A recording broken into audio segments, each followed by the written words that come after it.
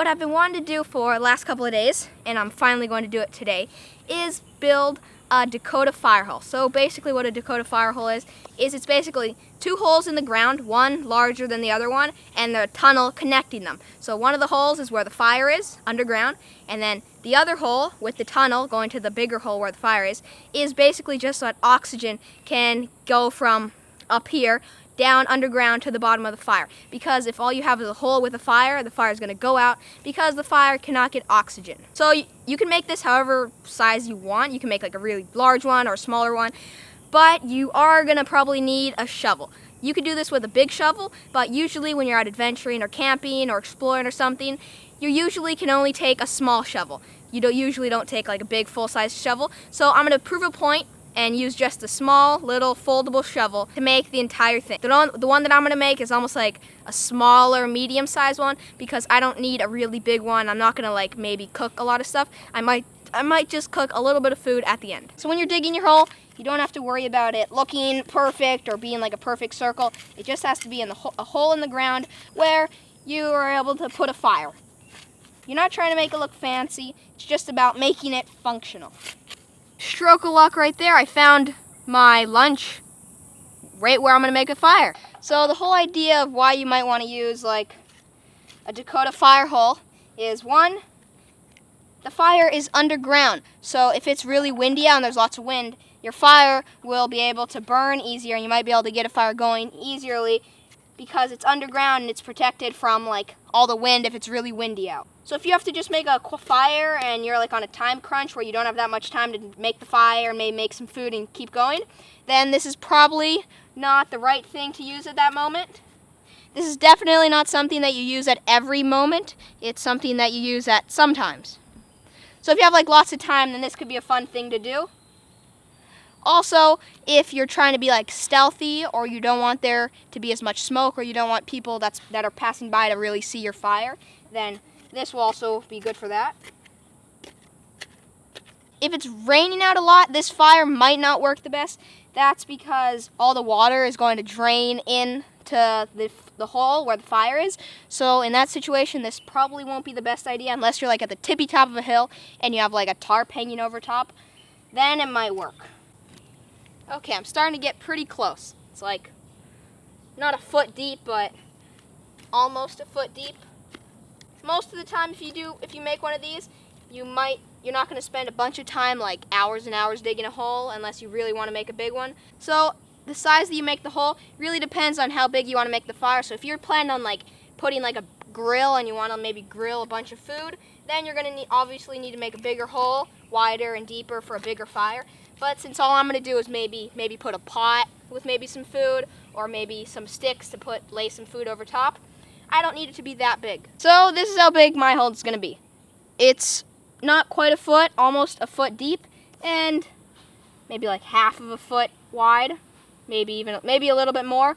But see what I'm talking about? It doesn't have to be a perfect circle. It just has to be a hole. That'll work. Now we're done with the main hole where the fire is going to be. Now I'm going to dig a smaller hole, maybe like that large, and the tunnel. So the tunnel is going to connect right here. So I'm going to dig a hole further over here, underground, connect right here. So for me, the littler hole is going to be maybe like this far away. You don't want it too close where it's like right here because or else it's not going to work out very well. You want it like maybe like half of a foot. It really depends. I'm going to make it right here. Right there. This looks like a good spot. I happen to decide to make a Dakota fire hole right where it's so rocky. There's like these big rocks everywhere. But gotta do what you gotta do. I keep running into these like big rocks. So I ended up having to make this hole a little bit bigger because there would be like a big rock here. So I ended up having to make the hole a little bit bigger than I thought I would need to. I think it is going to be a good idea that the hole is a little bit bigger because then I'll be able to fit my arm into the hole with the shovel and keep digging the tunnel. So now we just got to get this rock out.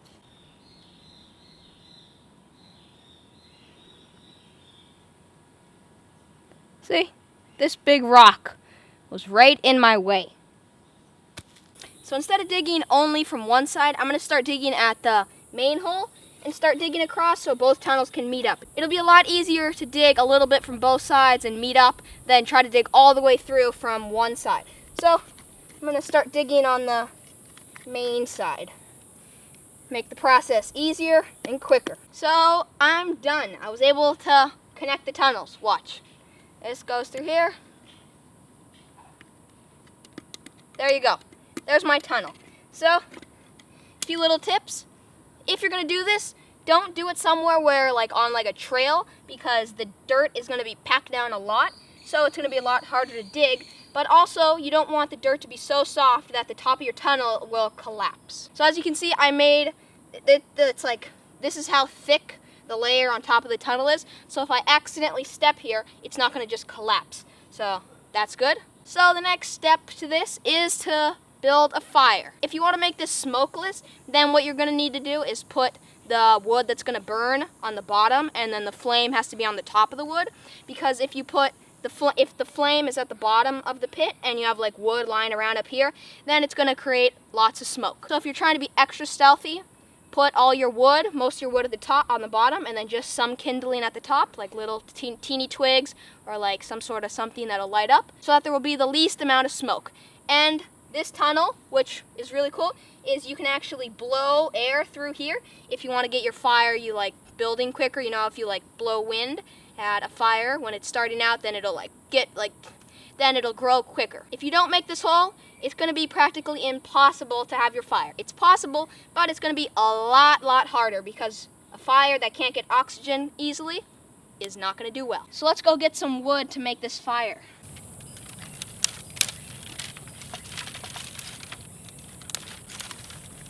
This kind of stuff's perfect for starting a fire. Just dry, fluffy grass.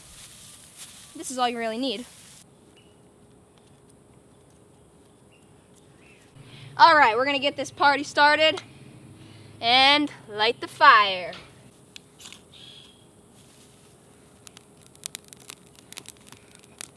Ah!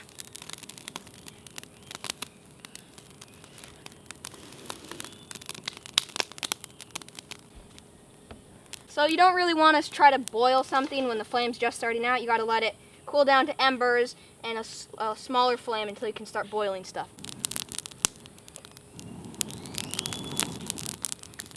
There we go. Good job. By the way, this is a voiceover because it did start raining. I had to put the camera underneath some roofing. So it's actually still raining right now. But what I just did is I put some live sticks on top of the pit so that I could place this titanium pot so that I can heat up some beans. Just mix up the beans a little bit. That flame hopefully cools down a little bit. Just placing the lid on top. Checking the beans. Little bit longer. Let's just adjust it. And those are just red hot embers sending heat. If you have a really big flame, your pot will be covered in char. Yeah, if you use live sticks, the live sticks aren't going to start burning right away because they're full of moisture and water, so they're not going to burn, and they'll actually work to hold your pot. And right over here is the other hole which sends oxygen to there.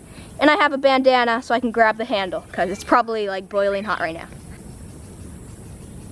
These are some beans I cooked earlier. Now I'm just heating them back up for my burrito. The tunnel which connects is right there. Red hot embers. And if someone else is walking around, they can barely tell because there's barely any smoke. See if someone was 50, 60 meters away, you can barely see any smoke compared to if the fire is on the level of the ground, then you can see the flame and it's a lot easier to spot you.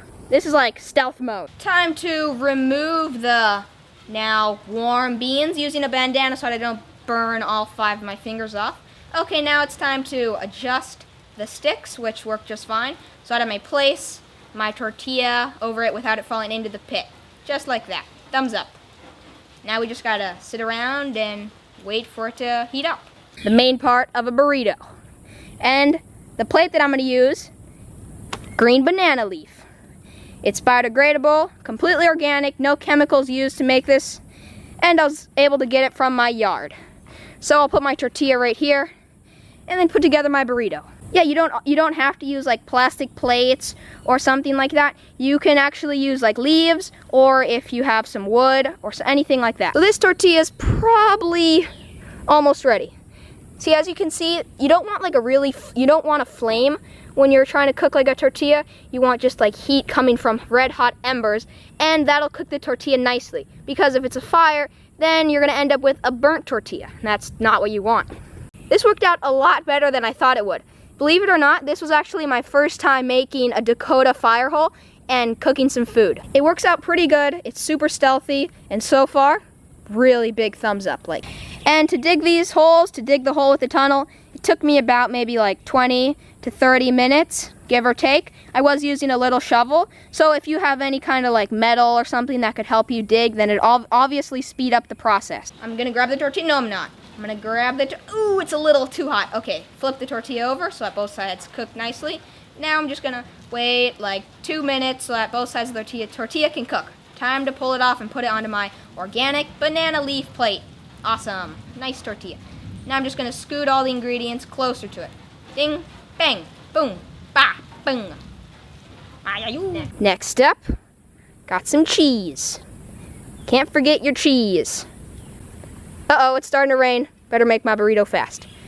Okay, this is some salsa.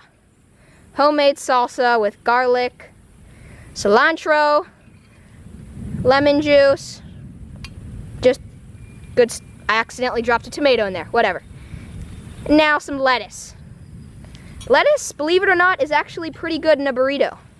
I used to not do this, but then I tried it one day and it's really yummy actually. And of course some avocado. Can't make a burrito without avocado. Okay, my hands are getting very filthy and it's starting to rain, so I gotta do this fast. Da-na-na-na, da-na-na-na, da-na-na-na, da-na-na-na.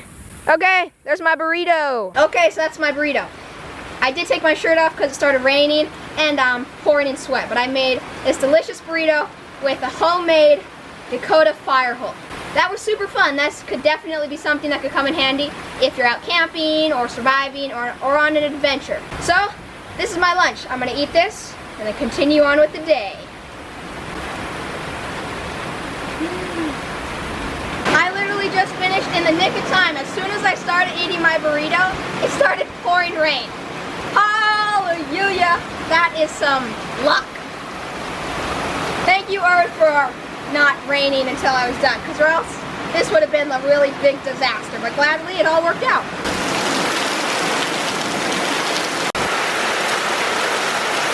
Well, that was pretty fun, making a Dakota fire hole. If you want to make one of these, go ahead. Just make sure to ask your parents if you're allowed to dig a hole if you're a kid. If not, go ahead anyways. And one last thing I didn't get to show you guys, but when you're done with your Dakota fire hole and if you're leaving, unless you're gonna keep using it other days in the near future, put all the dirt that you took out back in the hole, because there's no need for one of your friends or someone else to be walking along and then like break their leg for no reason. So be a good person and do that. But anyways, I got a positive quote. Whoa, what's going on? Okay, this quote is, "A bad attitude is like a flat tire. You can't go anywhere until you change it." So this quote means to me is that it's gonna be really hard to continue on and keep achieving things and reaching more goals if you keep dwelling on the past or keep dwelling on something that happened or something that didn't go your way. You have to not forget about it, that's not what I'm trying to say, like learn from it, but not dwell on it and move on and think positive about the outcome. Because if you're grumpy from like something that didn't go your way, then in the future, more things aren't gonna go your way. Whereas if you're always positive and you have a positive outlook on whatever it is that's gonna happen, that's gonna work out much better for you. So that's a wrap for today. Hope you bros, guys and girls enjoyed. Go out and make yourself a Dakota fire hole. They work awesome. That's from experience. And I will see you guys tomorrow early in the morning.